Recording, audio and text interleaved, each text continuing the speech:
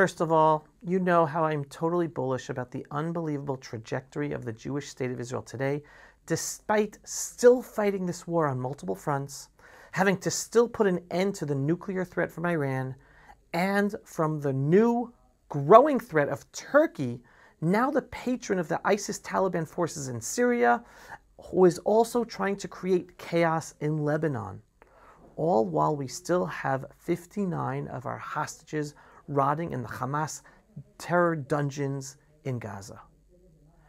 Despite it all, I'm very optimistic about the bright and unbelievable future that we are creating for ourselves and very much fulfilling our role as the Jewish people back returned as sovereign in our ancestral biblical homeland. At the same time, I'm very vocal about the internal challenges that we are up against. And on that front as well, I'm extremely optimistic. As someone who has been talking about the internal problems of an unelected, tiny elite that run our country for decades, overruling the voice of the people in elections, finally more Israelis are waking up to this reality of this unelected ruling elite deep state. And it is that exposure today, growing by the day, that makes me so optimistic that we are on the cusp of making the changes internally that are so necessary as a country as well. This is very similar to the wake-up process taking place in the United States of America and other countries as well, that also have unelected elites, deep states doing the same thing and abusing a politicized, weaponized legal justice system. Now, what you are about to hear is not just a sharp analysis of the security collapse that took place on October 7, 2023. It is a clear, piercing window into the heart of the rot that has infected Israel's unelected elites, the deep state, that for decades has hijacked our democracy and sabotaged our sovereignty from within. Whether it is in the intelligence services, the military, or the judiciary, this tiny group of unelected elites behave not as servants of the people, but as self-appointed rulers of the nation. They view the Israeli right, religious Jews, traditional Jews from Arab Muslim countries, proud settlers like myself in Judea and Samaria, and anyone who loves the land and the nation of Israel based on a, whether biblical or historical understanding, as enemies that they need to control, while treating our actual Islamo-Nazi enemies, the bloodthirsty jihadis of Hamas, Hezbollah, etc., as potential partners for peace. This is not theory. It is not hyperbole. It is the hard truth, proven by facts and by their own words. And this is not new. A number of years ago, the Israeli far-left publication Haaretz published recently released classified protocols from when David Ben-Gurion was Prime Minister of Israel. And Ben-Gurion then told the Secret Service at the time to spy on the traditional Jewish immigrants in Israel from Middle Eastern countries. Why? Because, quote, this is David Ben-Gurion's words, leaders may emerge from that community who seek to rule, end quote. The fear within the secular establishment was that these proud traditional Jews from the Arab Muslim countries might retain their strong religious values, communal leadership, and independent mindset, and perhaps even challenge the existing secular power structure. The idea that charismatic leaders could rise from within those communities and advocate for a different vision of Israel, totally according to democracy, one rooted in tradition, faith, and family values, frightened the ruling secular elite. And that fear has led this unelected elite to act as they have from those days of David Ben-Gurion until today. Let's take a look at the catastrophic failure of Israel's Secret Service on October 7th. Ronen Bar, the head of Israel's Secret Service, the Shin Bet, failed us, not by accident, but because of the poisonous ideology he embodies. An ideology rooted in the delusions of the Oslo peace process, an ideology that since Oslo treats proud, patriotic Jews as the real threat to Israel, as all these years they always called us enemies of peace, and instead sees our Islamo-Nazi terrorist enemies, Palestinian Authority, Hamas, etc., as misunderstood victims of Israeli aggression. Dr. Gadi Taub, and this is critical for you to understand, Dr. Taub was once part of that leftist system. He wasn't just on the left. He was a founder of Peace Now, the mothership organization of the political left in Israel. He was one of their thinkers, their leaders. Dr. Taub passionately believed in the illusions of the political left, expelling Jews from Judea, Samaria, and Gaza, and making peace with our Islamo-Nazi enemies. He was one of them. But he ended up seeing the truth. He woke up to the hypocrisy of the political left and to the internal betrayal of our own people from within that political camp, his own political camp that he led. And today, Dr. Taub is one of the clearest, strongest voices of truth, exposing this corrupted deep state system run by his former friends and ideological comrades. But the rot goes even deeper. It has also infected the judiciary, the so-called guardians of democracy and law. Let's look at what they themselves are saying. Former Supreme Court President Aaron Barak, the same man who spearheaded Israel's judicial coup decades ago, recently justified civil war in an interview. Yes, civil war. He openly admitted supporting it happening, and he understands that blood might be spilled in the streets of Israel in order to protect his judicial agenda. Not to be outdone, just days ago, former Supreme Court Justice Ayala Procaccia declared during the anti-reform protests, quote, "We must consider civil disobedience with all the prices that its participants will have to pay, including breaking the law," end quote.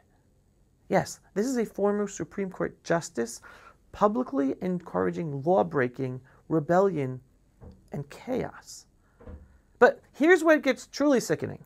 This very same former Supreme Court Justice, Ayala Procaccia, during the protest movement against the Gaza disengagement expulsion back in the year 2005, acted with brutal force against right-wing protesters who then protested against the expulsion of Jews from their homes in Gaza and the destruction of all 21 Jewish communities in Gaza.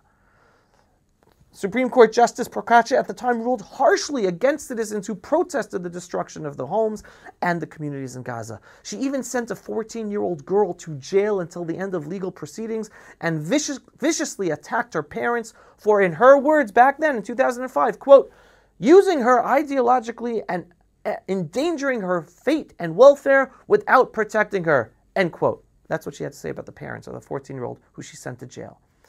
This is the height of hypocrisy. When patriotic Jews protest to defend our national homeland and our actual homes, then we are treated like dangerous criminals, enemies of the state. But when political leftists riot to protect the power of the unelected elites, like the whole judicial reform protest movement and what they're doing today still, suddenly civil disobedience and breaking the law becomes noble tools of justice supported by actual court justices. Everyone, this is the sickness that we must uproot, this hypocrisy, this two-law system, whether you're one side or another side. The events of October 7th were not merely a military failure. They were an ideological failure. They were the tragic, bloody consequence of a warped worldview that has dominated our elites for decades. A worldview that sees us, the proud Jew, the settler Jew in Judea and Samaria, and I'm proud of being a settler, resettling my land. It's a biblical word. Right-wing patriots, they view us as the enemy, as our true enemies, as misunderstood friends who we just have to learn to appease and understand. Does it sound familiar? It's no progressive, really regressive, oppressed oppressor thinking that is doing so much internal damage to so many Western democratic countries today. Now I want to share with you Dr. Gadi Taub's powerful words that he just published. So here we go. Understand them deeply, and please share them far and wide. If we, the people of Israel, want to be truly free in our homeland, we must win not only the physical war against our Islamo-Nazi enemies, the left-right, green-red alliance, but we must also win the internal struggle against the unelected elites who have betrayed us for decades. This is the battle for our future. This is the battle for our freedom. This is the battle for the very soul of the Jewish people in our ancestral homeland. And the fact that with each day more of the rot is being exposed means that we are winning. So these are the words published by Dr. Gadi Taub, senior lecturer in political science and American history at Tel Aviv University. He wrote the following: the connection between Ayala Hasson's expose on Channel 11 about the Shin Bet head and the catastrophic failure of Ronen Bar, the head of the Shin Bet, on October 7th is direct. Stay with me for a moment, and it will become clear to you too. The entire leadership of the Shin Bet, Israel's security service, under Nadav Argaman and then Ronen Bar, is built on the false dreams of Oslo, the Oslo peace process. Through this warped lens, they see the Israeli right as the main problem and the chief obstacle to peace, while they see the Palestinian Arabs as a missed opportunity for partnership. This is why the Shin Bet Secret Service persecutes the Israeli right as if it were the enemy, while treating many of the actual enemy not as an enemy.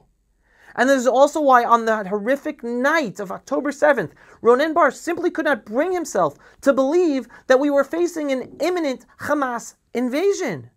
His deepest convictions had turned his back to Gaza, literally turned his back, while pointing sharpened claws at fellow Israeli citizens on the right and us settlers. The signs of the coming attack, as explained by retired Shin Bet officer Yitzhar David in his interview with Shomer Saf, that's one of his programs, Gadi Taub, were interpreted through this same delusional framework. Hamas, Bar, and the Shin Bet leaders believed, feared an Israeli invasion, and they were preparing a defensive measures against Israel. After all, in their view, we are the aggressors and they are the victims. They weren't planning any attack. You understand, don't you?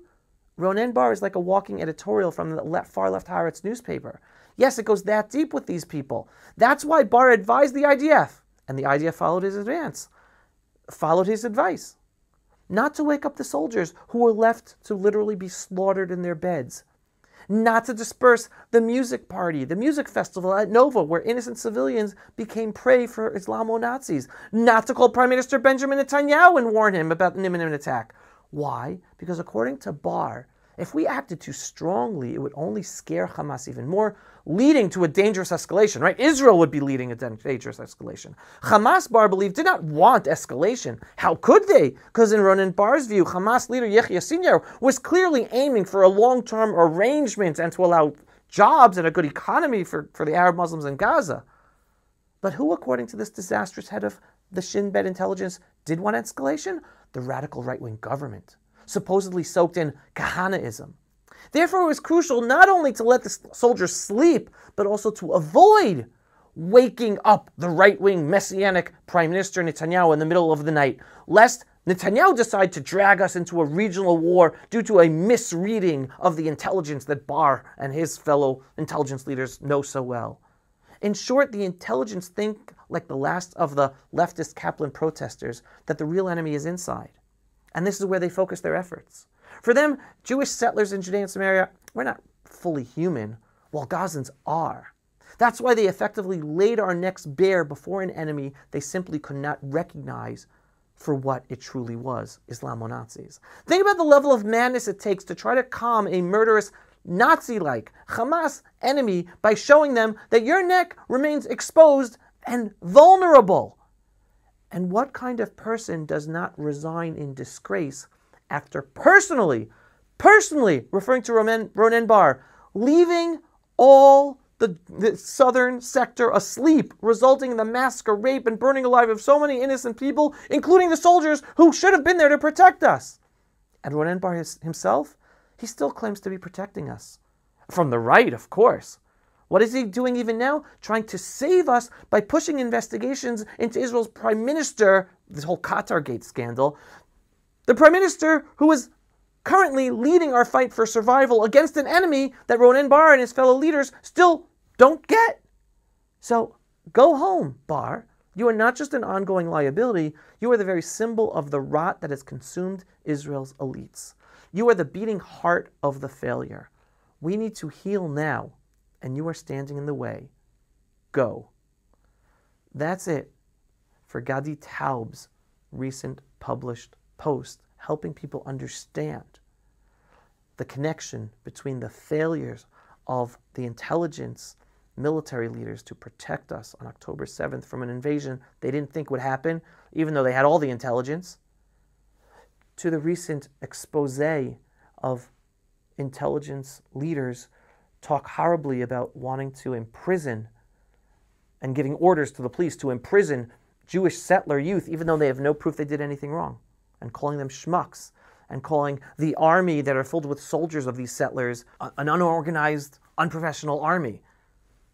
That's the connection, the October 7th connection, to what these leaders of intelligence, some of the army, and the judicial system all working together against us proud Jewish patriots in Israel.